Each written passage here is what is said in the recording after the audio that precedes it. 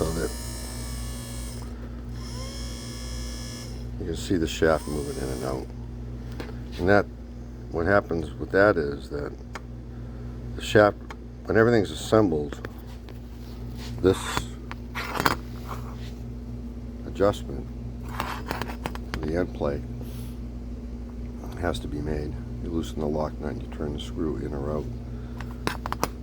What I do is I always loosen it up, turn it out after cleaning it up and whatnot, and then set it in and run the motor until you actually hear a little bit of a drag when you're running the motor.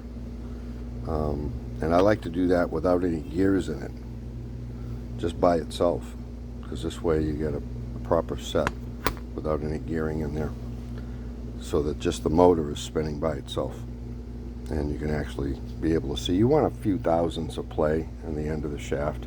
You don't want it tight, because that'll drag the motor, and some people like to tighten one motor versus the other to get them synchronized. It's really not a good idea. These motors never were synchronized from the factory. Brand new cars, they, one would go up faster than the other from the get-go, so it's not a big concern. Anyway, you could actually, and every armature is different, and every gear case is different. All the gears are different.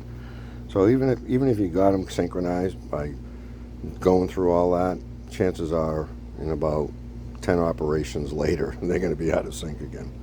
Anyway, speaking of gears, this is the gear that's driven by the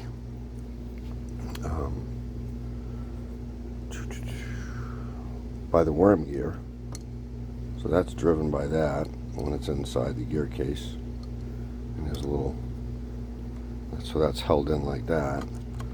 So the worm gear drives the plastic gear, and then this gear, metal gear, which is steel. Well, these little caps come right off. You want to clean those up and lubricate them also. These guys. All right. But this drives this gear. Is that the right position? It's going to be like that. Yeah, like that.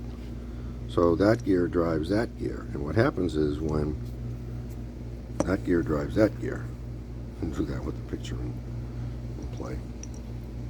All right. So when the motor gets to the end, when the headlight bucket gets to the end, the motor is still trying to turn, so it's putting a lot of force on this part metal gear, and you can see what happens.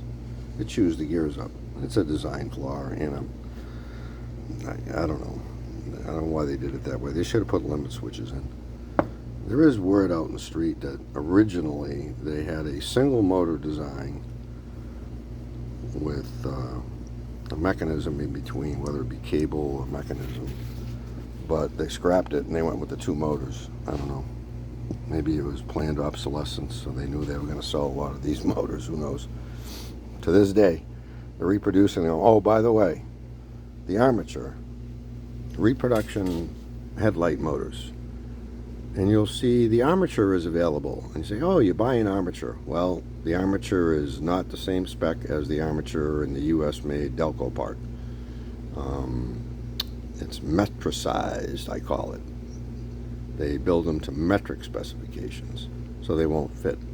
And actually, one of the guys I know told me all about that some time ago, because I never had the opportunity to buy one of those armatures. I had a bunch of spares. But anyway, he bought some stuff from me because he bought the Repro armature and it didn't work, didn't fit. I think it was too big, wouldn't even fit in the bushings, in the stock bushings. It's only made to work with the Repro motors. So keep that in mind. All right, we're going to sign off. I'm going to clean this up and have to get a new gear, but for now, that's how you fix and test and fix a motor. And that's all for now.